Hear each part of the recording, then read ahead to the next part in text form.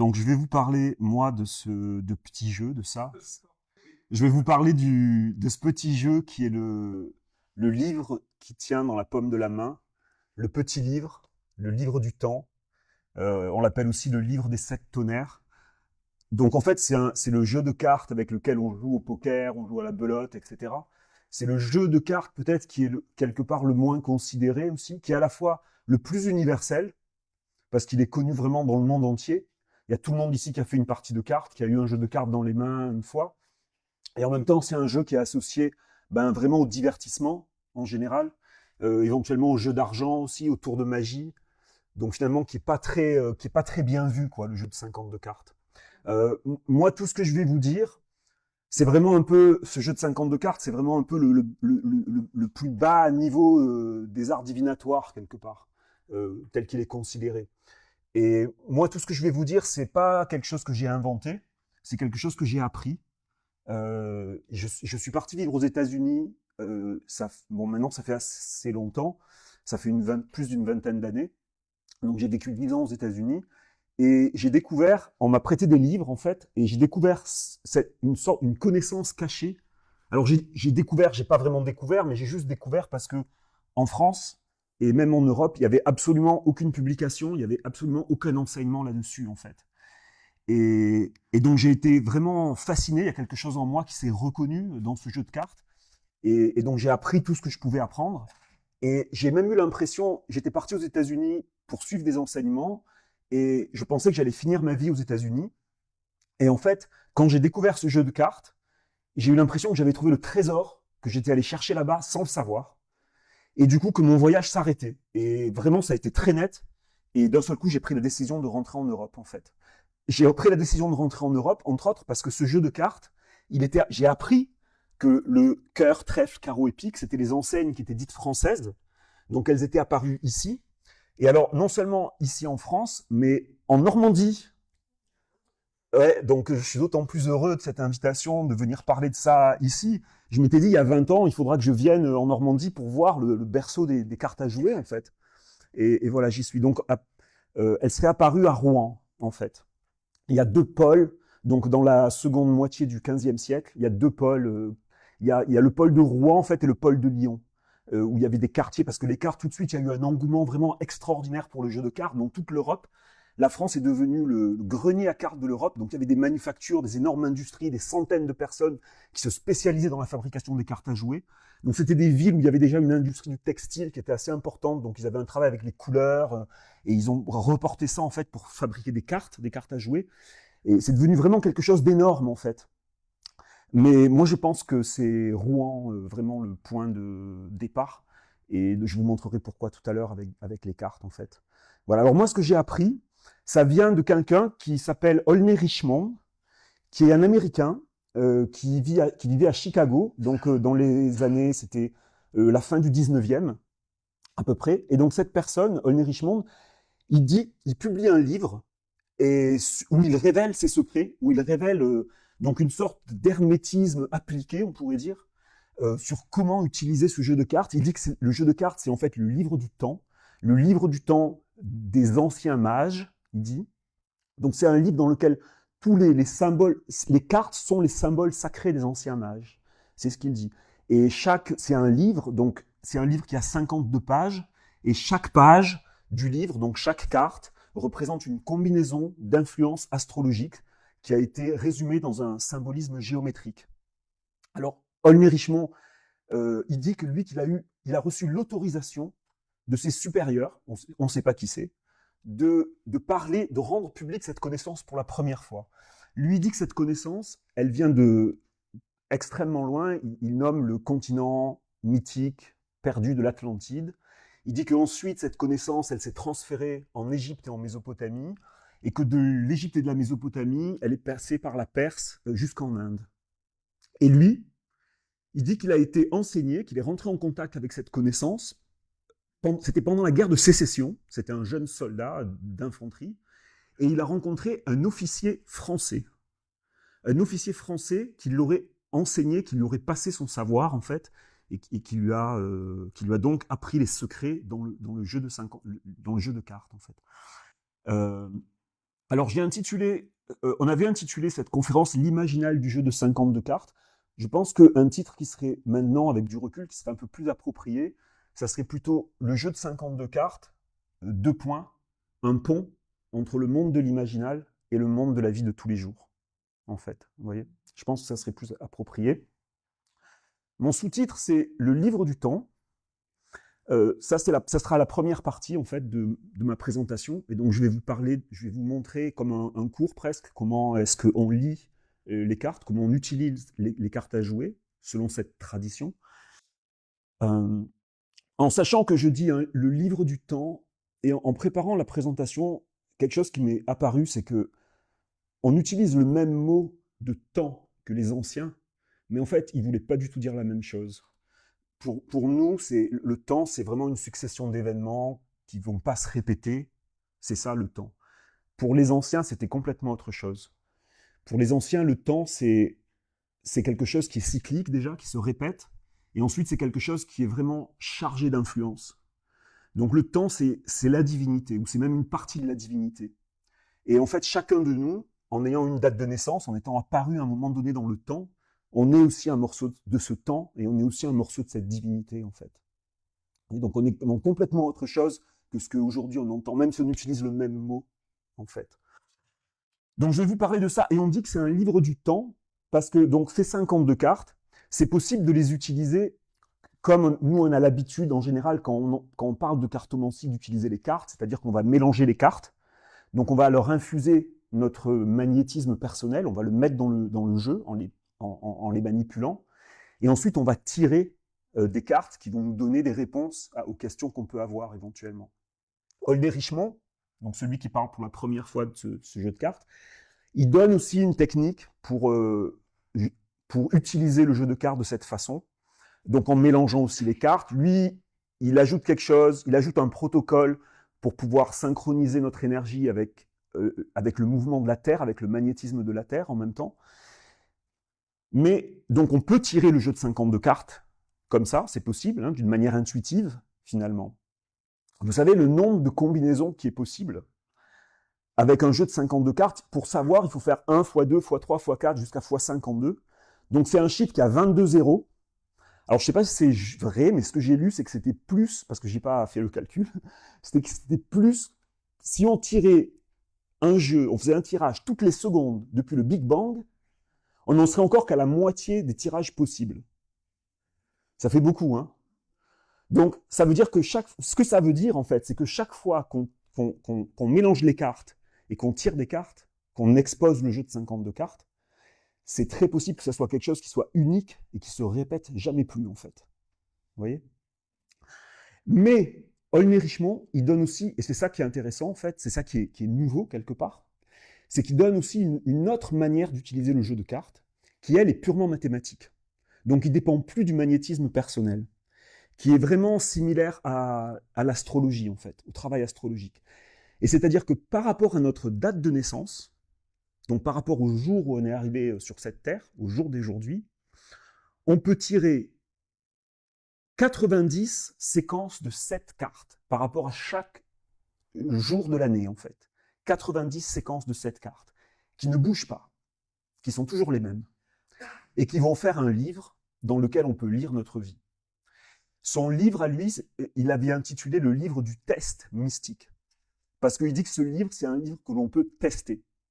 C'est-à-dire, on peut aller dans notre passé, on peut aller regarder à 20 ans, quelle était la séquence de cartes qui me correspondait quand j'avais 20 ans.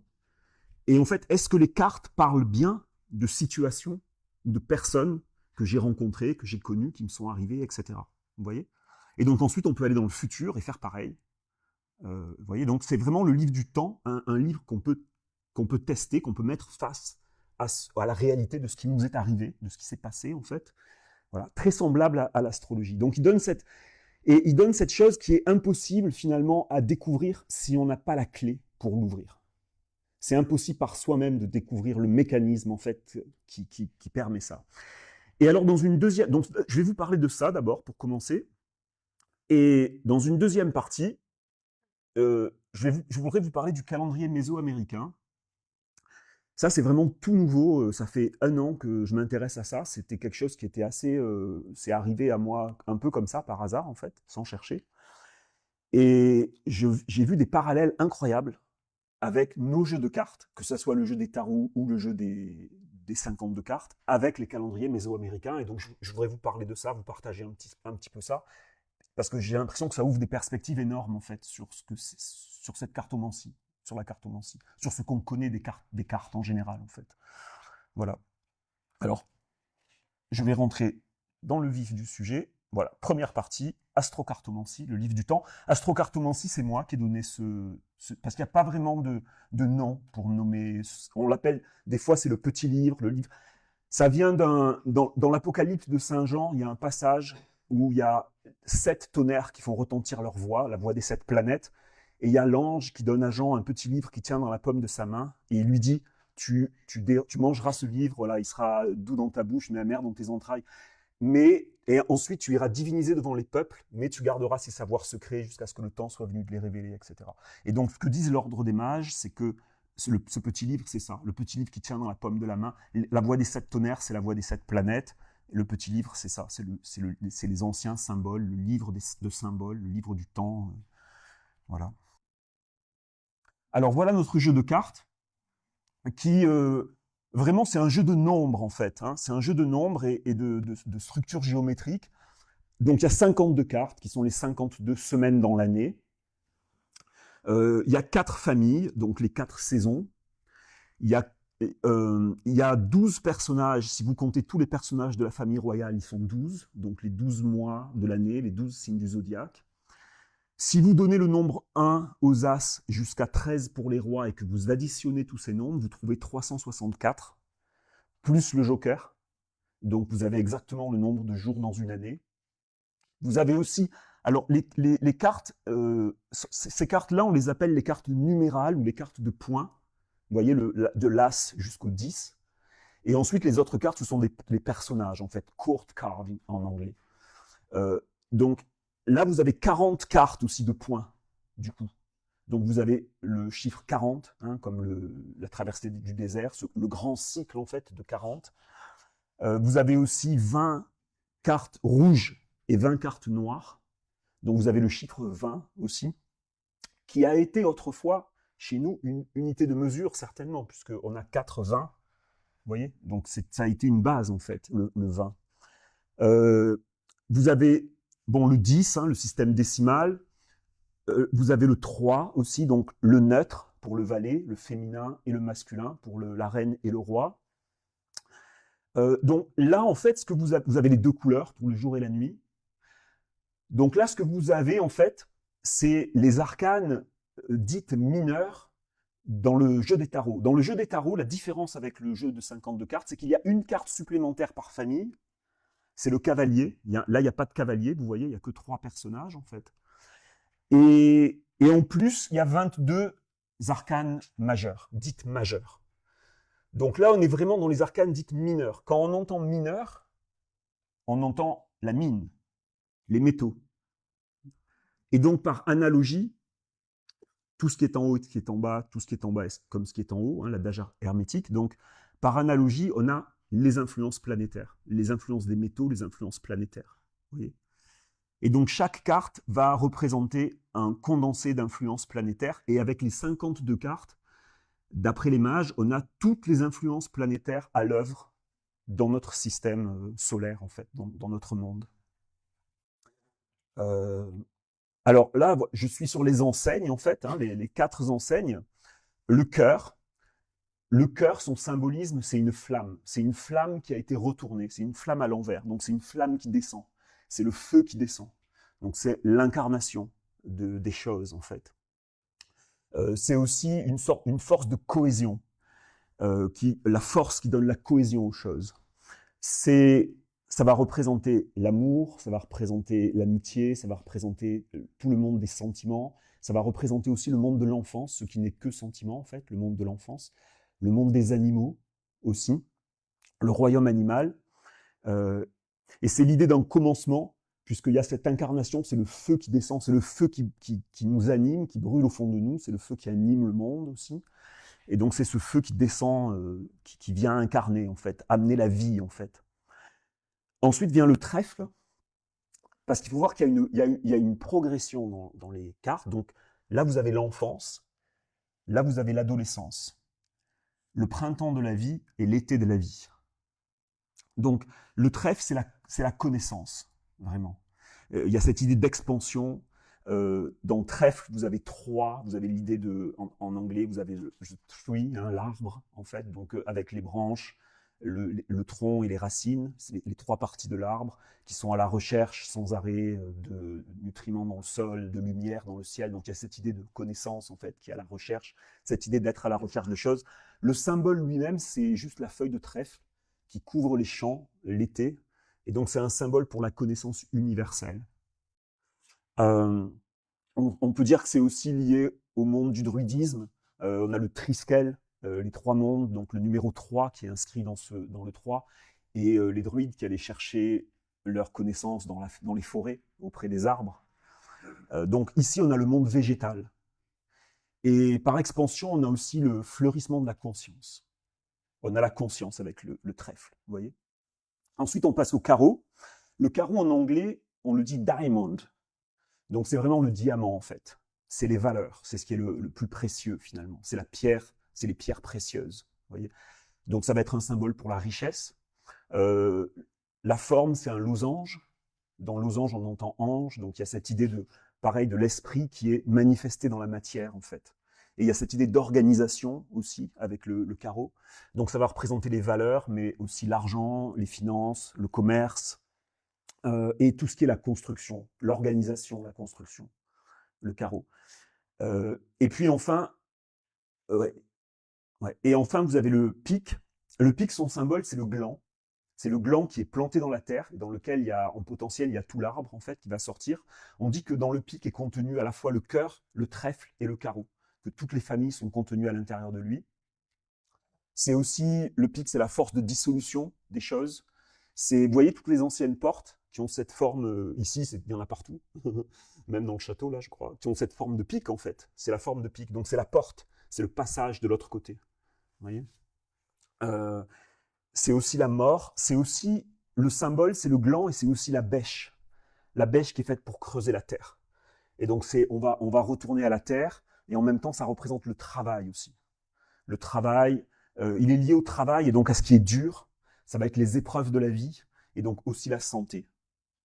Voilà, donc ça, c'est tout le symbolisme. Et en fait, c'est les anciens qui avaient vraiment comme divisé l'énergie en quatre entités, en 4 morceaux, en fait, hein, tout ce qui existe, finalement. Ouais. Alors, je passe au suivant, où j'ai mis les rapports avec les cartes des tarots, en fait. Et ça, c'est parce que c'est intéressant.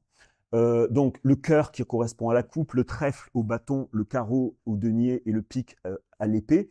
Ce qui est intéressant, c'est les éléments qui sont associés, parce qu'on n'associe pas les mêmes éléments au tarot qu'au jeu de 52 cartes. Dans le jeu de 52 cartes, la progression des éléments qui est associée, je vous ai dit que le cœur, c'était le feu, c'est la progression alchimique.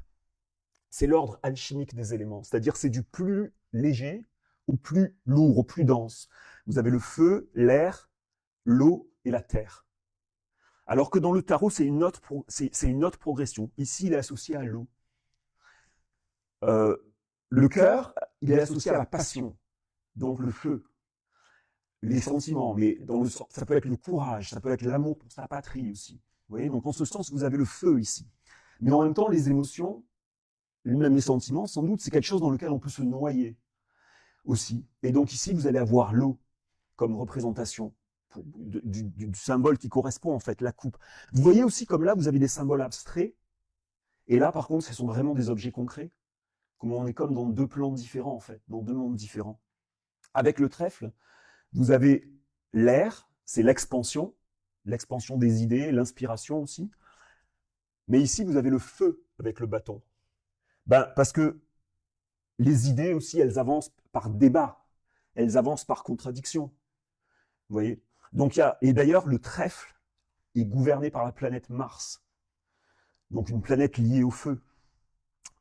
Le carreau, lui, c'est la substance universelle. Donc c'est l'eau. C'est de là que sortent toutes les formes, quelque part. Mais en même temps, c'est aussi la richesse.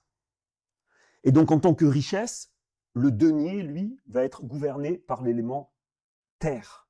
C'est dans la terre qu'on trouve les richesses. Vous voyez? Il faut faire un peu une gymnastique, hein, c'est ça? Le pic, lui, le pic, c'est ce qui est le plus dur, c'est les épreuves. Donc, c'est la terre. C'est vraiment le travail. C'est dur de travailler la terre. Mais par contre, les épreuves, c'est ce qui donne à réfléchir, c'est ce qui donne à se remettre en question aussi. Donc, l'épée, ça va être, au contraire, l'air, les pensées. Vous voyez? Vous voyez cette gymnastique? Et alors, ce qui est intéressant, c'est que vous avez l'ordre alchimique en haut, et par contre, ici, si vous mettez la correspondance avec des emblèmes, en fait, l'eau, c'est tous les signes du zodiaque d'eau. Donc, par exemple, les poissons. Le feu, les signes du zodiaque de feu, le bélier. La terre, le taureau. Et l'air, les gémeaux. Vous voyez, donc ici, vous avez une progression qui est astrologique des éléments. Peut-être c'est trop. Ça va? Ça va? Donc vous avez une progression qui est astrologique, c'est-à-dire qui va du plus léger au plus lourd, en fait. Vous voyez, c'est des extrêmes. On va d'un extrême à un autre extrême. Alors que là, on va dans une progression. Et moi, ce que ça me fait penser, c'est que ça nous montre que derrière ça, déjà, il y a une science. Vous voyez, il y a une organisation, il n'y a rien qui est fait au hasard, en fait. Tout ça, c'est construit, en fait. Derrière, il y a quelque chose qui soutient tout ça. J'aurais presque pu intituler ça peut-être une science du monde de l'imaginal, le jeu de 52 cartes, vous voyez, pratiquement. Alors, je passe au suivant. Là, je vais vous montrer, on voit très, très clairement ici. Alors ça, c'est les emblèmes de Rouen. Ça, c'est une des premières planches qui sortent de la ville de Rouen. Vous voyez, c'est que les personnages, en fait. Vous avez tous les personnages du pic, du carreau, du trèfle et du cœur. Et pareil là-bas. Là-bas, j'ai mis des cartes qui datent. Ça, c'est des cartes qui... Ah ouais, je peux lui montrer avec ça, en fait. Ça, c'est des cartes qui datent de la guerre de sécession, plus ou moins. C'est le jeu dit américain.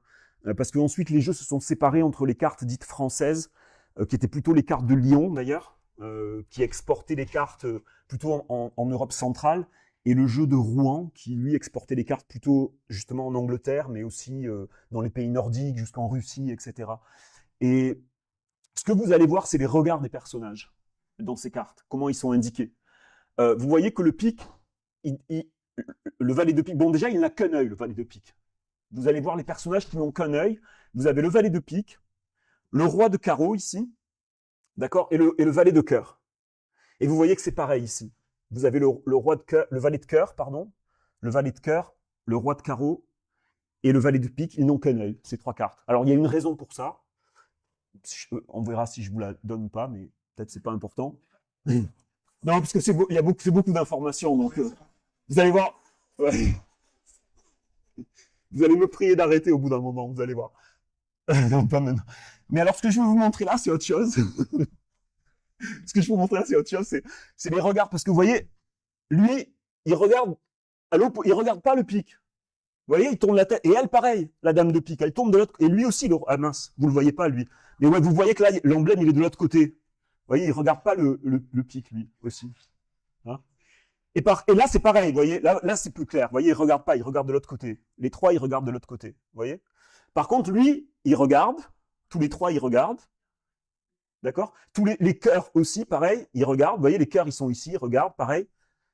Et le trèfle, lui, le valet, il regarde pas. Par contre, la reine, elle regarde et le roi, il regarde. D'accord. Alors, l'explication de ça, c'est qu'en fait, le carreau et le cœur.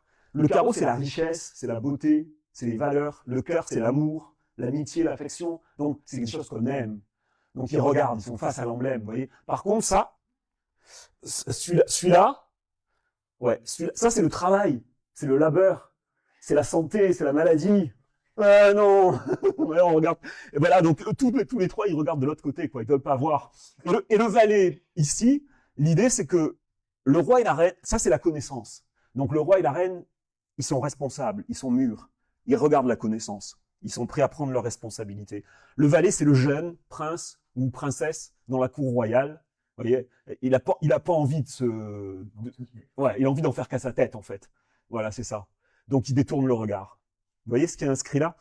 Et donc, pour moi, ça, ça, c'est les cartes que Aulnay Richemont utilisait en fait à l'époque. Vous voyez qu'il n'y a pas encore les nombres dessus. Il y a vraiment que les personnages en fait. Ça, c'est l'époque où les personnages étaient entiers. On voyait même leurs jambes en fait. Tout. Et ensuite, il y a eu cette époque où les quartiers ont commencé à mettre 2 personnages de chaque côté, qui expriment aussi. Ça fonctionne dans le langage symbolique parce que ça exprime une dualité en fait de chaque carte aussi.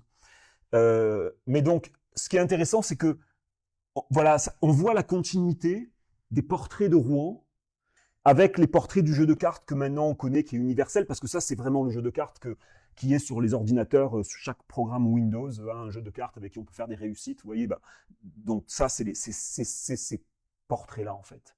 Vous voyez, on voit vraiment la continuité. Alors que le jeu de cartes français, alors est-ce qu'il l'a perdu? Ou est-ce que c'est qu'il avait une autre interprétation? Je ne sais pas. Ça, je ne sais pas. Mais en tout cas, il n'a plus le même... les personnages regardent dans des positions différentes. Le sens que je viens de vous lire là, il est perdu en fait avec les cartes dites françaises. Vous voyez? Alors la suite. Alors voilà, ça c'est comment est-ce que les cartes se positionnent dans l'année. C'est-à-dire que selon votre date de naissance, il y a une carte qui va vous représenter. Alors vous pouvez voir quelle est votre carte. Vous voyez qu'on commence avec les piques. On commence avec la carte, avec le roi de pique, donc la carte la plus grande du jeu, la 52e carte du jeu. On pose tous les piques. Et ensuite, on pose tous les carreaux, donc on va à l'envers, en fait. Et ensuite, on commence avec les trèfles. Et le mois suivant, ça c'est pour janvier. Et le mois suivant, on décale de 2 cartes. Donc on commence, au lieu de commencer avec le roi, on commence avec le valet. Et on va comme ça, peu à peu, vous voyez, en juillet, il reste plus qu'une seule carte. Il reste que l'as de pique. Vous voyez, enfin, excusez-moi, une seule carte du pique. Et par contre, il y a les cartes du cœur qui ont commencé à apparaître. Et donc en décembre, il y a toutes les cartes du cœur qui sont là. C'est le seul mois où il y a toutes les cartes du cœur qui sont là. Par contre, il n'y a plus du tout de cartes du pique ici. Vous voyez? Et donc ça, tous ces anniversaires-là, c'est le pique. Et tous ces anniversaires-là, c'est le cœur. Donc il y a beaucoup moins de cœur et de pique dans l'année que de trèfle et de carreau. Vous voyez? Ça, on peut voir ça. Alors après, déjà là, il y aura des choses à lire. Ça, ce que vous trouvez, chaque carte que vous trouvez, les anciens, ils diraient que c'est la loi qui vous gouverne. Il y a un nombre et il y a un emblème, et ça représente la loi qui vous gouverne. Déjà ici, on pourrait lire beaucoup de choses. Vous voyez que l'hiver commence avec les piques, qui est le gland, donc il y a tout le potentiel en fait qui est à l'intérieur, mais il y a une carapace, c'est encore fermé. Ensuite viennent s'ouvrir les carreaux, qui est l'organisation, la beauté. Il y a quelque chose qui sort en fait de ce germe finalement, de ce qui est en germe. Ensuite vient le trèfle, qui est le fleurissement, donc c'est la fleur qui arrive, c'est le fleurissement de la conscience. Et enfin vient le cœur, qui est l'essence en fait, l'essence intime des choses, le fruit quelque part, qui est révélé. Vous voyez, ça c'est aussi une disposition. Pour moi, c'était intéressant. Quand je suis arrivé en France, de retour en France, je me suis intéressé aux mégalithes. Et à Karnak, vous connaissez les alignements de Karnak, et c'est le même principe, c'est-à-dire que ça commence avec des pierres. Le premier alignement, il a des pierres très très grandes, et puis peu à peu, les pierres diminuent. Et quand on change d'orientation, il y a un second alignement qui commence en fait. On a encore au départ des grandes pierres, mais elles sont un peu moins grandes que les premières. Et puis à nouveau, ça vient diminuer. Vous voyez? Donc là, c'est le même principe. On commence avec la plus grande carte, le roi de pique, et puis peu à peu, on diminue. Mais quand on diminue. Mais quand on change de mois, donc comme avec les alignements, on change d'orientation quelque part, c'est une nouvelle énergie qui rentre en jeu. On descend de 2 cartes, donc on revient sur des cartes hautes, mais un peu moins hautes. Et puis à nouveau, on descend. Vous voyez? Jusqu'à ce que l'essence se réalise complètement. Alors le 31 décembre, c'était la carte du Joker. C'est-à-dire qu'il n'y avait pas de carte le 31 décembre. On disait que c'était le jour mystère où tout peut arriver. C'est le jour où les cartes sont rebattues, en fait. Donc, avec ce système-là, c'est impossible de lire quelqu'un qui est né le 31 décembre. Il y a quelqu'un? Waouh! C'est les valets des valets, en fait. C'est le valet, ça veut dire qu'ils peuvent jouer n'importe quelle carte. Vous voyez, ils représentent le mystère. Ils sont le mystère, quoi. Ouais. Le Joker, il y a aussi 4 anniversaires. Il y a le 2 de cœur, l'as de cœur, le roi de pique et la dame de pique qui n'ont qu'un seul anniversaire dans l'année. Donc c'est assez rare à rencontrer. Quand vous en trouvez un, ouais, vous le questionnez, vous savez, vous apprenez son histoire, vous voulez tout savoir de lui. Voilà. Ça fait un peu ça me faisait penser aux 5 jours en dehors du temps qu'il y a dans ces calendriers, autant égyptiens que ouais, méso-américains, etc., égyptiens, ouais. 5 jours en dehors du temps qui viennent compléter l'année de 360 jours, en fait, l'année parfaite. Voilà, hypagomène, ouais, merci. Il y a aussi, vous voyez, après on peut lire plein de choses là-dessus. Moi, ce que je lis, par exemple, septembre et octobre commencent avec un 10 de carreau et un 8 de carreau, c'est les plus grandes cartes d'abondance matérielle. Vous voyez, dans le carreau, dans la richesse, le 10 et le 8, c'est vraiment l'abondance. Et c'est les mois des moissons et des vendanges. Vous voyez, par exemple. Le mois de juillet, il commence avec l'as de pique. L'as de pique, c'est une carte très particulière. C'est la carte qui représente tout le jeu de cartes. C'est la carte qui représente le secret. C'est la carte qui représente la transformation, la mort et la renaissance. Et le mois de juillet, c'est le mois dit de Thoth, qui était le régent de la Lune, donc qui gouverne les cancers. Voilà. Et donc on commence avec l'as de pique. J'ai autre chose plus triviale, mais peut-être pas, c'est le 14 février. Vous voyez le 14 février? Le valet de carreau. Pour nous, c'est la Saint-Valentin. Est-ce que ça vient de là, le valet et la Saint-Valentin? Pourquoi Saint-Valentin? C'est le Saint-Valet, en fait. Je sais pas, hein, voilà. Mais est-ce que ça vient de là? Ouais, alors ça, c'est intéressant aussi, le jour le plus long et le jour le plus court, parce que ce sont deux neufs. Donc, les neufs, c'est la fin de quelque chose. C'est le 9 de cœur et le 9 de trèfle. Et donc, c'est comme si c'était vraiment, il représentait la fin d'un cycle, en fait. J'ai le 21 juin et le 22 décembre, en fait. 21 juin et 22 décembre. Ouais. La fin d'un cycle, en fait. Voilà. Alors après, il y a une formule mathématique pour trouver quelle est sa carte. C'est-à-dire pour retrouver par rapport à sa date de naissance. Alors, pour le faire, attention, sortez vos esprits mathématiques.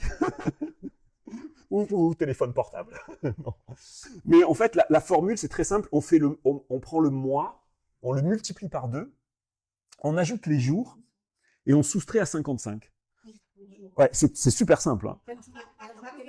On ajoute. Alors, je vous fais un exemple. Aujourd'hui, on est le 5 juillet. Donc, on prend le 7, c'est le mois de juillet. On fait 7 fois 2, 14, plus 5, puisque c'est les jours. On est le 5 en juillet. D'accord? On est le 5 juillet, donc. Ouais, 19. 19. Et après, on fait 55 moins 19. Et on va trouver 36. Pourquoi 55? Ça, c'est arbitraire. Ça vient dans la formule, c'est arbitraire, en fait. Ouais. 7 fois 2 plus 5, moins 55. Ou 55 moins ça. Voilà. Et donc, on trouve 36. Et donc, le jour d'aujourd'hui, c'est la 36e carte dans le jeu. Donc, le jeu commence avec les cœurs, l'enfance. Donc, il y a 13 cartes en cœur. Il continue avec les trèfles, l'adolescence. Donc, 26, ça va être le roi de trèfle. Donc, 39, 13 cartes plus loin, c'est les carreaux. C'est l'âge adulte, en fait, la maturité. Et donc, 36, c'est 3 cartes avant, ça va être le 10 de carreau. Donc, aujourd'hui, c'est l'énergie du 10 de carreau. Ouais, l'abondance. Ouais, l'abondance, et vous allez voir, le 10 de carreau, c'est une carte spéciale aussi.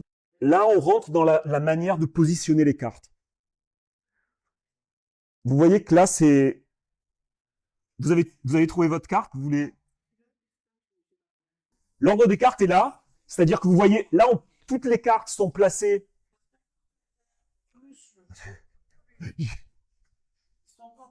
Je vous le donne après. Après, je vous le donne. Si vous voulez, je vous envoie un email. C'est bon. Donc, en fait, voyez, ici, on place les cartes dans un tableau. Ça, c'est le secret. Ça, là, on commence à rentrer dans le secret qui est impossible à deviner. On place les cartes dans un tableau de 7 rangées, de 7 colonnes. Vous voyez? Donc, chaque colonne est gouvernée par une planète. Mercure, la première rangée, Vénus, Mars, Jupiter, Saturne, Uranus et Neptune. On place d'abord tous les cœurs. On lit toujours de droite à gauche et en descendant. Donc, on a d'abord l'enfance, vous voyez les cœurs, tous les cœurs. Quand on arrive au bout de on descend ici. Ensuite commencent les trèfles, donc l'adolescence de la vie. Ensuite, les carreaux, hein, l'âge adulte. la maturité, et ensuite les petites, la vieillesse, le dernier âge de la vie, l'hiver de la vie, en fait. Quand ça fait 49, 7 x 7. Donc les 3 dernières cartes, on vient les placer ici, tout en haut. On dit qu'elles couronnent le tableau. Ces 3 dernières cartes, elles sont indépendantes des planètes. Vous voyez, ça c'est comment est-ce que c'est ce langage en fait de la cartomancie. Donc là, on peut calculer, si on a 36, et ben 36, on va tomber sur, vous allez voir, le 10 de carreau, il est ici. Donc déjà, on peut lire quelque chose ici, parce qu'il va correspondre, vous voyez, à la ligne d'Uranus, ici, et à la colonne de Mercure. Donc déjà, on peut lire quelque chose sur ce 10 de carreau, en tant que combinaison d'influences astrologiques de Uranus, qui est la planète de l'originalité, la planète du progrès, et Mercure, la planète de l'analyse, voilà, le jeu. Donc on peut lire quelque chose sur... Après, il y a un symbolisme ici qui est purement géométrique dans chaque carte. Je ne sais pas si je rentre dans tout, mais vous voyez, l'as, c'est le désir de quelque chose. Mais il y a aussi la solitude avec l'as. Le 2, c'est le partenariat, la complémentarité ou l'opposition. Le 3, vous êtes au centre et vous voyez 2 possibilités de chaque côté. Vous voyez, c'est comme ça que c'est inscrit. Ils l'ont dessiné comme une ligne droite, pas comme un triangle. Donc on est au centre, donc ça peut être à la fois la créativité, mais à la fois aussi le doute, l'indécision. Vous voyez ? Le 4, c'est le gardien, donc c'est la sécurité, la stabilité, aux 4 coins, mais aussi l'enfermement éventuellement. Le 5, par contre, il y a un obstacle qui vient au milieu. Donc il y a de l'insatisfaction. Et on veut aller aux 4 coins en même temps. On est au centre et on veut aller aux 4 coins en même temps. Vous voyez, ça c'est le 5. Donc c'est le voyage, c'est le changement. Le 6, par contre, on est allé partout et on a compris qu'en fait le chemin est intérieur. Donc tout est organisé parfaitement, c'est la responsabilité. Ça dessine un chemin qui est aussi un canal par lequel on peut recevoir des messages. Il y a cette idée de 3 et 3, de perfection. Vous voyez, Le 7, par contre, il y a un obstacle qui arrive ici. Donc d'un côté, il y a un obstacle et c'est fermé. Ça veut dire sur le plan matériel, c'est fermé. Par contre, sur le plan spirituel, ici, c'est ouvert. Donc on peut avoir les plus grandes réalisations, mais pour ça, il faut avoir un changement de point de vue. C'est vraiment une carte de changement de perspective, en fait, le 7. D'obstacle et de changement de perspective. Le 8, par contre, c'est tout plein. Donc c'est le pouvoir. C'est le pouvoir total. Le 9, il y a un obstacle au centre, mais il est au centre, on ne peut pas passer. C'est la fin. Ça peut se vivre comme une déception ou ça peut se vivre comme une complétion, une complétude, quelque chose. Le 10, on est au centre et on est entouré. Vous voyez, c'est un recommencement, le 10. C'est un 1 avec un 0, il y a un recommencement de cycle, en fait. Donc on est entouré c'est un succès avec quelque chose, le 10. Et nous, on est au centre. Là, par exemple, le 10 de cœur, on sera entouré de gens, parce que les cœurs, c'est des personnes. Donc, on est entouré de personnes. Le 10 de carreau, ben, on est entouré d'abondance. Vous voyez, on est entouré de diamants, en fait. On est entouré de valeurs, d'abondance. Le 10 de trèfle, de connaissances. On est entouré de connaissances. Ouais. Parfois, ça peut même être trop. On peut trop penser, on peut trop... voilà. Et après, vous avez le valet qui est la jeunesse, donc aussi le fait de faire ce qu'on veut. Il y a une très grande intelligence chez les valets. La reine, c'est le côté féminin, nourricier. Le roi, c'est l'autorité, en fait, le côté masculin. Voilà. Une fois que vous avez ce tableau-là, ça c'est le premier tableau, en fait. C'est l'ordre qu'on appelle l'ordre naturel des cartes, ou l'ordre spirituel aussi, c'est-à-dire c'est la manière dont l'énergie circule dans l'univers. C'est le monde invisible aussi, ça, quelque part. Ça représente la perfection qui se situe dans l'invisible. Là, j'ai mon jeu qui est organisé de cette manière. Vous voyez, j'ai l'as de cœur, qui est la première carte, et le roi de pique, qui est la dernière carte.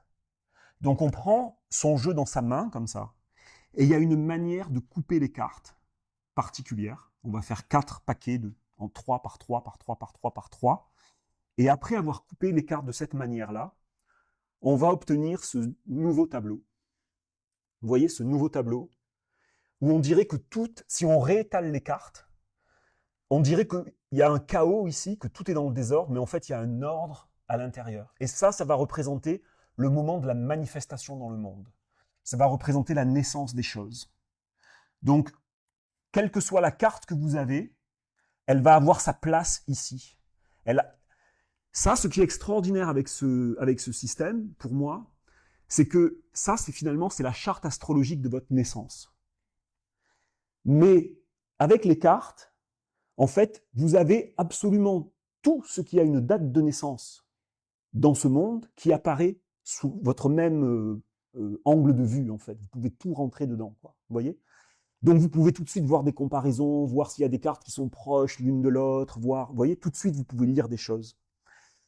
Vous voyez qu'il y a des cartes qui n'ont pas changé de place. Le roi de pique, il est toujours à la même place, il n'a pas bougé. Le valet de cœur, il n'a pas bougé non plus. Le valet de cœur, il a une place spéciale, il est exactement au centre de la croix. Vous voyez, c'est l'archétype du Christ crucifié. Vous voyez le valet de cœur? C'est le don de soi par le sacrifice, en fait. Vous voyez que notre 10 de carreau, aujourd'hui, où est-ce qu'il s'est placé? Exactement au centre. Il s'est placé au centre de tout, ce qui est la carte Jupiter. Jupiter.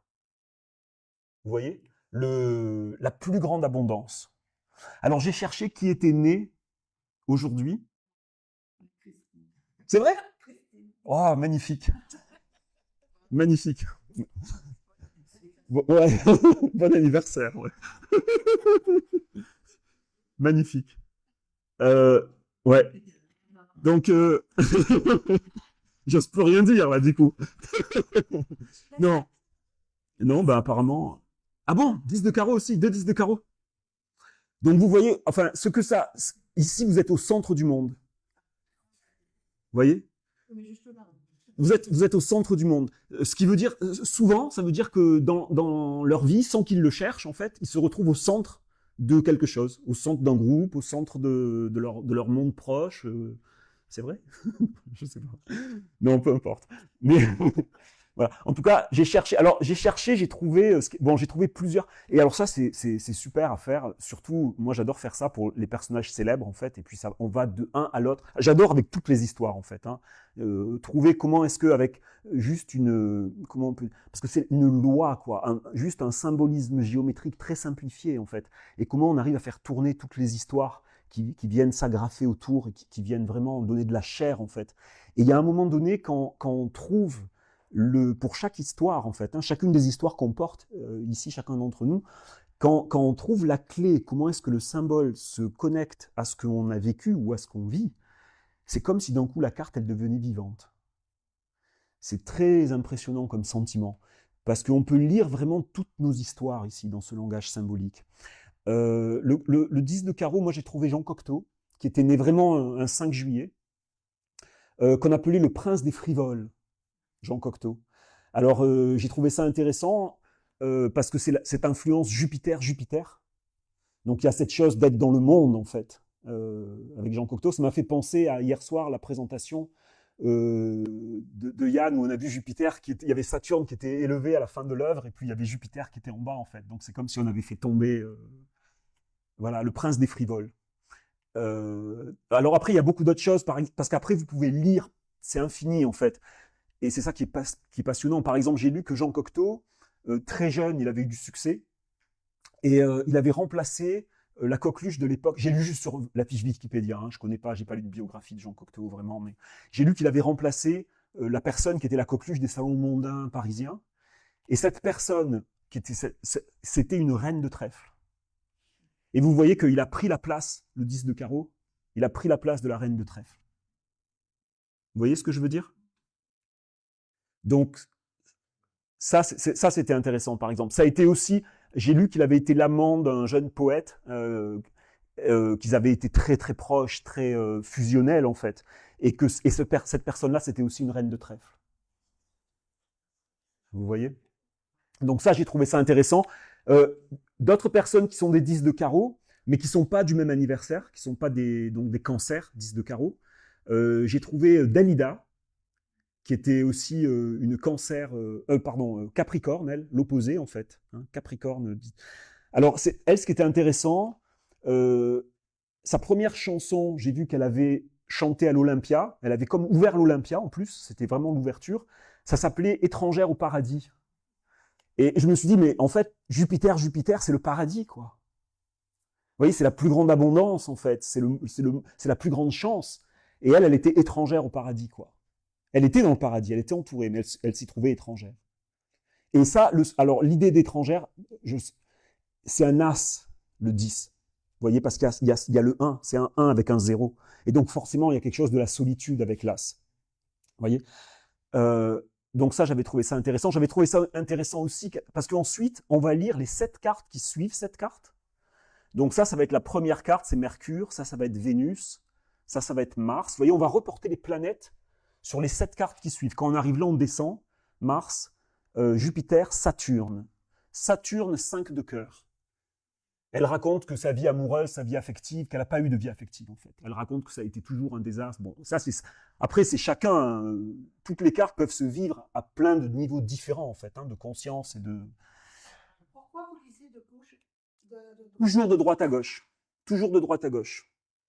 La lecture se fait de droite à gauche, toujours.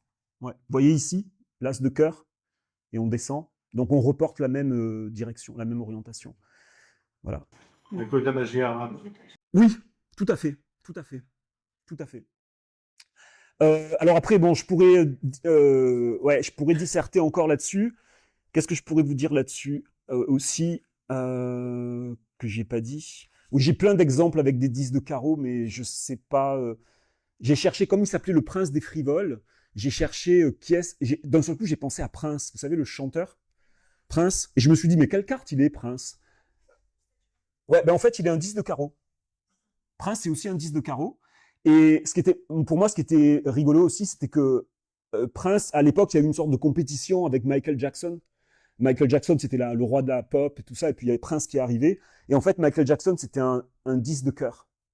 Vous voyez comme ils sont tous les deux ici au centre, collés l'un à l'autre. Et en fait, Prince, il a pris les devants, il a pris le dessus, parce qu'il est devant.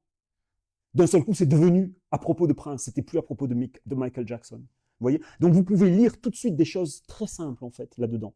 Et vous pouvez lire à la fois. Alors après, les 7 cartes qui suivent, elles vont représenter à la fois des planètes. Donc là, par exemple, le 8 de pique, ça va être Mercure. Donc tout ce qui représente Mercure, l'intellect, c'est aussi leur enfance. C'est aussi l'enfance de ces personnes-là. Donc il y a eu du pic. Donc le pic, ça va représenter quelque chose qui n'est pas facile éventuellement, mais en même temps, il y a un pouvoir de surmonter les choses parce que c'est un pouvoir, le 8. C'est très intéressant parce que vous voyez que le 8 va déplacer le roi ici. Il y avait un roi avant, à cette place. Et donc le roi, vous allez voir que Cocteau, je ne sais pas si son père s'est pas suicidé quand il était petit. Enfin, il y a beaucoup d'histoires avec le père ou avec une figure masculine. Vous voyez, comme le roi, en fait, qui est vécu comme problématique ici dans l'enfance, par exemple. Ensuite, l'as, par contre, c'est Vénus, le carreau. Mais donc ici, on peut lire des influences sur la personnalité par rapport aux planètes, mais on peut lire aussi des cycles de la vie. Ça veut dire que la première carte, si on considère le cycle total de la vie, on va considérer des cycles de 13 années, des très grands cycles en fait. Donc chaque carte va représenter 13 ans de la vie de la personne. Ça va être l'enfance jusqu'à 13 ans, ça va être jusqu'à 26 ans, ça va être jusqu'à 39 ans, ça va être etc., etc., etc. Vous voyez? Et après, si on considère des cycles de 7 ans, chaque carte va représenter juste une année. Donc ça veut dire qu'on peut dire que la première année quand il est né, Jean Cocteau, les 10 de carreau, c'est cette carte qui va gouverner leur année. C'est cette énergie du 8 de pique. La deuxième année, c'est cette carte. La troisième année, c'est cette carte. On peut le faire pour cette carte. Quand on veut passer à la 8e année, il faut qu'on recoupe ce tableau et on obtient un autre tableau. De la même façon qu'on est passé de là à là, on va passer de là à un autre tableau. Et c'est dans cet autre tableau, dans ce nouveau tableau, qu'on va lire la carte la suite de la vie, en fait, du cycle de la vie. Si on considère, ça devient compliqué. Hein. Ouais. Ouais, c'est beaucoup. De l'un à l'autre, c'est une coupe qu'on fait avec les cartes. C'est-à-dire, la coupe, ça consiste à, j'ai mon jeu de cartes, qui est exactement, non, il est rangé exactement dans cet ordre. Il est exactement rangé de l'as de cœur jusqu'au roi de pique. Donc, il est dans un ordre, il est ordonné. Et je vais couper les cartes 3 par 3, je vais faire des paquets comme ça, d'une manière, toujours la même. Et à la fin, quand je vais rassembler mon jeu et que je vais l'étaler, il va faire ça. Donc c'est mathématique en fait. C'est comme si un algorithme mathématique en fait. Et ensuite, de là, je peux passer à un autre tableau. Et les trois dernières, elles vont en haut. Elles vont en haut, ouais, elles se placent au-dessus. Ouais, Ça veut dire quoi qu'elles soient en haut? elles sont indépendantes des planètes. Ces trois-là, ouais, elles sont indépendantes des planètes. Pourquoi ces trois-là et ces trois-là? Qu'est-ce qu'elles ont de... C'est l'algorithme. Alors, vous voyez que là, il y a une carte qui n'a pas bougé, il y a une carte qui est restée la même, mais il y a deux cartes qui ont changé. Donc, ça veut dire que vos cartes, au fil de votre vie, elles vont bouger, elles vont changer de place. Et à un moment, vous allez vous trouver là-haut, sur cette ligne de la couronne. Et en général, c'est des moments très significatifs dans la vie de quelqu'un. Vous comprenez? Comment qu'elles sont quand elles sont là? Eh ben, il faut m'appeler. Et... non. Alors moi j'ai un site internet sur lequel j'ai mis la possibilité de rentrer votre date de naissance et de voir tous les tableaux qui constituent votre vie, et donc de pouvoir voir toutes les cartes qui correspondent à chaque cycle de votre vie, etc. Voilà, vous pouvez faire ça avec mon... 5 minutes? 5 minutes? Non. Non, c'est... Alors je passe 10 minutes? Ouais, d'accord. Alors je passe à la suite. Pourquoi il y a un tableau? Je n'ai pas compris la suite. Parce qu'en fait, il y a 90 tableaux qui vont correspondre chacun aux âges de votre vie différents. Et donc, en fonction de notre carte, elle aura été déplacée dans un autre endroit, et il y aura une autre séquence de cartes devant, et on peut lire donc des cartes pour chaque année de notre vie. Donc, si on lit notre année, on peut lire par groupe de 52 jours. C'est 7 cartes qui correspondent à 7 fois 52 jours, qui font une année. Et donc, on peut lire avec des dates précises, à partir de notre date d'anniversaire, quelle est l'énergie qui est à ce moment-là dans notre vie, l'énergie ou les personnes aussi, parce que les personnes sont représentées par des cartes, vous voyez. Donc, on a un système qui est incroyable, qui est dans notre tradition, ici, qui est une véritable science du temps, en fait. Vous voyez, avec ce jeu de 52 cartes. Alors, je peux quand même aller sur... merci. Parce que, désolé, voilà, là, je voulais vous montrer juste que ça, c'est l'année des 36 ans. Vous voyez, c'est un autre tableau, donc de 36 ans.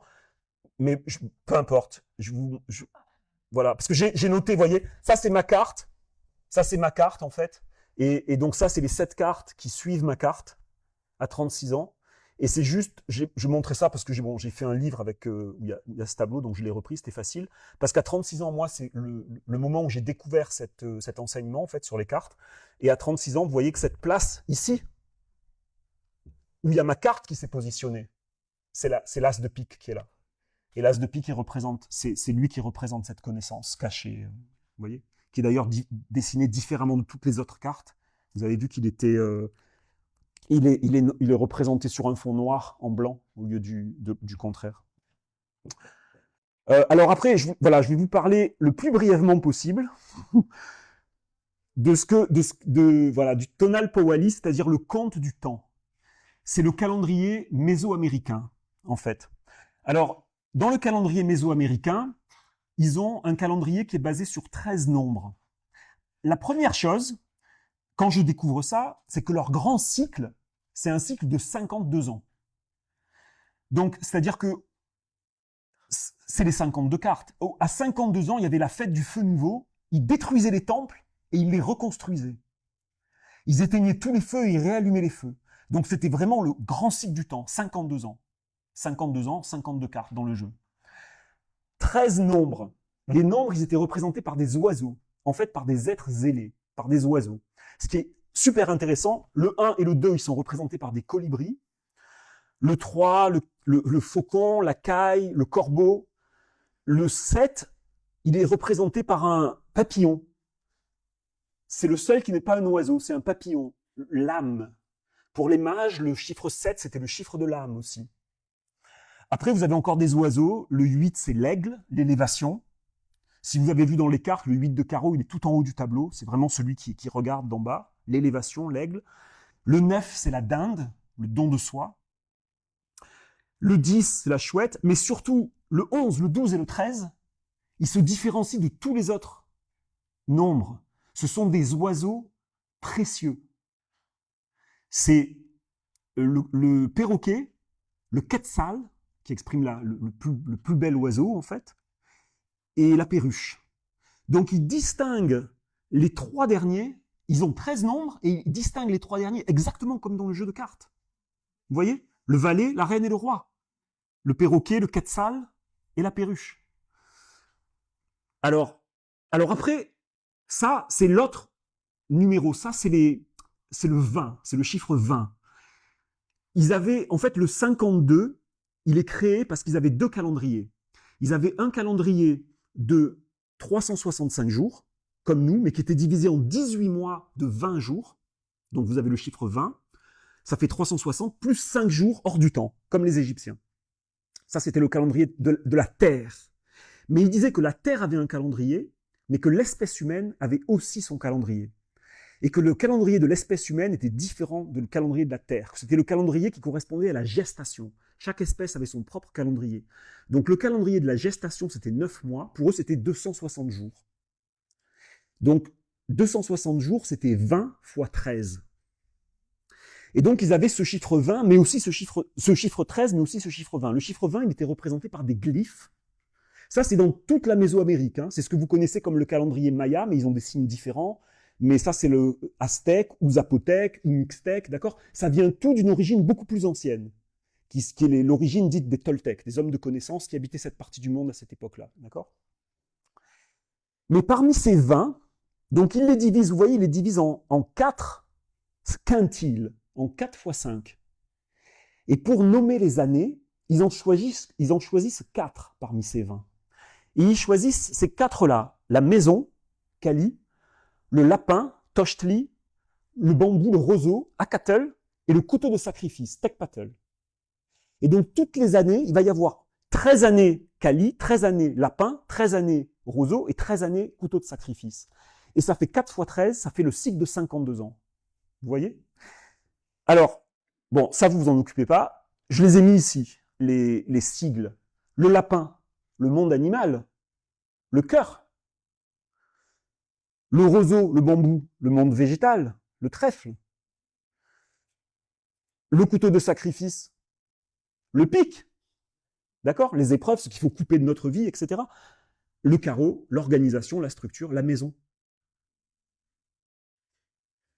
C'est incroyable. Alors ça m'a fait penser, je me suis dit en fait, nous on a le nombre 13 dans le jeu de 52 cartes, mais où est le nombre 20 ?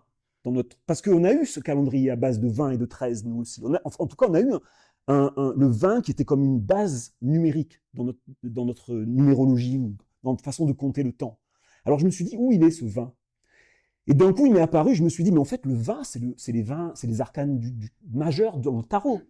Il y a 22 cartes. Alors je me suis rappelé de cette façon de poser les arcanes du tarot, que j'avais vachement aimé, j'ai trouvé ça dans un livre, je me souviens plus, j'ai pas fait la recherche, mais vous voyez que le monde, qui est la 21e carte, elle était posée à l'Epcar, parce qu'elle représentait la totalité du jeu, en fait. Vous voyez, donc il la sortait du jeu. Et le mat, qui lui n'a pas de nombre, il était aussi sorti du jeu, parce qu'il représente l'indicible, l'innommable, etc., ce qui est sorti du jeu. Ou alors, il est inclus dans le jeu comme étant l'autre face de l'arcane qui n'a pas de nom, mais qui est nombré. Vous voyez, l'arcane sans nom. Donc c'est comme si vous avez l'arcane qui n'a pas de nom et l'arcane qui n'a pas de nombre. Et toutes les deux, ce sont les deux faces d'une même médaille, en fait. D'accord? C'est la mort et le voyage de l'âme, en fait. Donc, si vous sortez cette carte, vous obtenez 20 cartes. Et alors, j'adorais cette présentation parce qu'elle est mise en 5 aussi, comme il faisait avec le calendrier ancien Toltec. Ils partaient de là, le début, l'énergie du départ, le battleur, la première énergie. Puis ils montent, ils arrivent jusqu'au pape. Donc c'est ce qu'il y a le plus haut, c'est la relation avec le ciel. Vous voyez, il y a les colonnes qui font la relation avec le ciel. On est arrivé au sommet. Donc après le sommet, on ne peut que redescendre. Donc on descend et on arrive sur la roue, 5 cartes plus loin. Et comme il y a la roue, il y a une inversion, il y a un changement. Donc on change de direction, on descend vers le bas. On descend vers le bas de 5 cartes et on arrive au diable, qui est les forces telluriques, en fait. On est arrivé jusqu'au plus profond. Donc quand on est arrivé tout en bas, on ne peut que remonter. Donc on remonte et on arrive à la résurrection. On sort de la terre. Vous voyez le jugement, en fait. Il y a les 3 personnages qui sortent des cercueils. On est résurrecté. Donc j'ai vachement aimé ça. Et ça m'a donné l'idée de positionner les cartes comme ça. Les cartes du tarot, donc en fait, vous avez le 1, le 2, le 3, le 4, le 5, le 6, le 7, le 8, le 9, le 10, le 11, le 12, etc. Vous voyez, dans l'ordre comme ça. Parce que c'est ce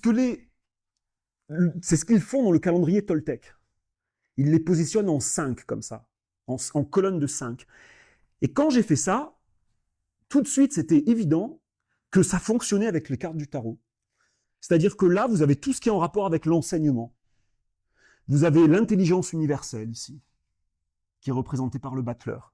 L'enseignant, celui qui fait le pont entre ce monde et le monde intelligible. L'ermite, l'hermétiste avec un H, celui qui va à la recherche des secrets, de la vérité. La mort, l'enseignant suprême. Dans toutes les traditions, la mort, c'est un enseignant, avant toute chose. On le nomme même pas ici. L'étoile. Alors l'étoile, c'était vachement intéressant parce que d'un coup, ça m'a éclairé sur ces cartes-là. J'avais vu déjà l'étoile représentée comme l'astrologue ou comme le mage aussi, qui est à la suite de l'étoile. Vous voyez, donc c'est la connaissance avec l'astrologie en fait. Donc là, vous avez une colonne qui représente en fait tout ce qui a un rapport avec la connaissance. La deuxième colonne, le monde de la dualité. La papesse qui tient le livre ouvert avec les 2 pages du livre, les 2 pages de la nature, du livre de la nature. L'amoureux avec le choix entre le vice et la vertu, la voie qui nous mène à notre cœur ou la voie qui nous en égare, vous voyez. Les hauts et le bas dans la roue du destin. La tempérance qui vient balancer, équilibrer en fait les forces. Et la lune, cette force de l'inconscient en fait, qui attire avec les 2 chiens, les 2 tours, donc le monde sublunaire, le monde de la dualité. Vous voyez, donc ici, vous avez vraiment la dualité qui est exprimée. Ici, vous avez la force vitale, l'impératrice, l'expression, la force d'expression, de création, le chariot, la victoire, s'orienter vers un but, la force, la volonté, maîtriser ses instincts animaux, le diable, la vitalité profonde, vous voyez. Et le soleil, l'âme qui sort au soleil, en fait, à la lumière. Et puis le dernier, vous avez tout ce qui a un rapport avec la justice, avec la balance, qui est la pesée des âmes aussi. Donc, quelque chose qui se passe à l'intérieur, profondément. L'empereur qui est assis, qui vient rendre la justice, avec les ailes de l'aigle qui sont repliées, vous voyez, en pose. La justice, donc, qui vient balancer, voilà. Et puis, là, c'est vraiment la pause, quoi. Dans le monde Toltec, ils disent que c'est le monde du repos. Ils l'appellent comme ça, le mitla, le monde de la mort, le monde de l'autre côté, vous voyez, où on ne peut plus être actif, en fait. Et puis la tour, donc le jugement aussi, hein, le jugement de l'empereur qui fait la justice, ou l'illumination qui est donnée. Voilà, je ne sais pas si je m'exprime super bien, mais j'essaie d'aller vite. Et je finis avec ça parce que ça, c'est exactement les 4 forces qui sont représentées dans le monde Toltec ancien. Vous avez Quetzalcoatl, qui est le dieu de la connaissance, de l'illumination, de l'Est, qui est associé à la planète Vénus, à l'étoile. Ici, vous avez Xipetotec. Xipetotec, c'est l'écorché, notre seigneur l'écorché. C'est celui qui porte la peau, donc qui peut porter la peau de l'autre aussi. Donc cette idée de dualité, de pouvoir se mettre à la place de l'autre, etc. Xipetotec. Vous avez ici Huitzilopochtli, qui est c'était le dieu de la guerre aztèque, mais c'était le dieu du soleil, le dieu de la volonté, le dieu de la force. Et vous avez tout le soleil ici, et tout à voir avec la force, l'expression, la volonté, la vitalité. Et enfin, vous avez Tezcatlipoca, qui est le miroir fumant, les miroirs, hein, le miroir fumant, le miroir dans lequel on ne se voit pas, mais qui nous renvoie à l'intérieur de nous-mêmes, avec la pesée de l'âme et le jugement. Voilà, donc ça, c'était juste pour finir, j'ai cette image-là, parce que quand il y a ça qui m'est venu, je me suis dit, mais en fait, on dit toujours que le tarot vient de la Chine, qu'il est venu à travers l'Est, etc., l'Inde, etc., pour arriver ici. Mais en fait, bon, par provocation, il vient du monde Toltec. Et alors, mais en fait, alors là-dessus, c'est tellement frappant, en fait, les similarités. Alors, moi, j'ai plusieurs hypothèses. Est-ce que c'est en fait que il y a, comme le disent les traditions, il y a eu une civilisation originelle, l'Atlantide éventuellement, et qu'elle s'est séparée ensuite d'un côté en Égypte, de l'autre côté en Amérique du Sud, en fait, centrale, et qu'elles ont évolué indépendamment l'une de l'autre. Mais est-ce que c'est qu'il y a eu peut-être aussi, il y a eu des contacts entre notre monde occidental et le monde toltèque. Alors j'ai entendu sur la vidéo de Philippe Liénard qui parlait des Templiers, et il disait que les Templiers étaient en contact avec les Vikings, et que les Vikings avaient déjà voyagé, et que les Templiers avaient sûrement voyagé dans le Nouveau Monde. Donc est-ce qu'ils auraient ramené, est-ce qu'il y aurait eu des échanges entre des sages de ces traditions, et qu'ils auraient ramené quelque chose ici en Normandie? Pourquoi pas? Et que ça serait apparu à Rouen après sous la forme du jeu de cartes. Est-ce que c'est aussi qu'il y a eu des... Ça, c'est ce qui est clair, c'est qu'il y avait des échanges déjà anciennement entre l'Amérique centrale et la Chine. Ça, d'après vous, c'est qui? C'est un Chinois. C'est un Chinois, hein? Et ben ça, c'est une statue qui est au musée d'anthropologie de Mexico. Voilà, ouais. Mais non, mais c'est un Chinois. C'est un Chinois, ouais. Mais il est au musée d'anthropologie de Mexico. Pardon? Japonais. Ou japonais, en tout cas très, très clairement asiatique, voilà. Donc voilà, et ça c'est une statue qui a je ne sais pas combien de centaines d'années, voire de milliers d'années. Hein. Et qu'ils ont trouvé quelque part. Au Mexique. C'est pas quelque chose qui a été ramené de Chine. C'est peut-être été ramené de Chine il y a longtemps. Alors ça a peut-être été ramené de Chine il y a longtemps, ou alors c'est que c'était quelqu'un, ça représentait quelqu'un qui était voilà. Voilà. Et je me suis même demandé, parce que les jeux de cartes apparaissent en Occident, donc là on est entre le milieu du 14e et le milieu du 15e, et en fait la découverte de l'Amérique, ça se passe aussi à peu près à ces époques, un peu plus tard, un siècle plus tard, ou quelque chose comme ça. Mais je me suis dit, est-ce que ça pouvait être aussi qu'il y avait eu une sorte de rencontre dans la conscience, parce qu'il y avait des mondes qui allaient se rencontrer, il y avait des choses qui avaient pu passer d'un monde à un autre. En tout cas, je trouve ça très intéressant, enfin moi ça m'a beaucoup intéressé par rapport à ce que ça pouvait donner comme...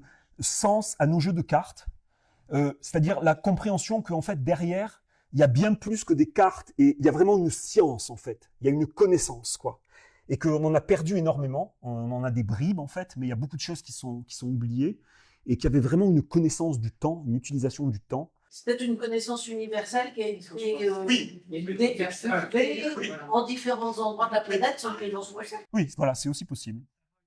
C'est aussi possible, sans que les gens se concernent à travers la conscience. Et donc c'est intéressant pour moi aussi parce qu'en apprenant des choses sur ce calendrier toltèque, d'un seul coup ça m'ouvre des perspectives par rapport à comment interpréter les jeux qu'on a chez nous en fait. Est-ce qu'il y a... Pourquoi il n'y a pas la réponse dans les cartes? Ah ben il y a des réponses dans les cartes, ça dépend des questions qu'on pose aussi. Il faut savoir poser. Oui.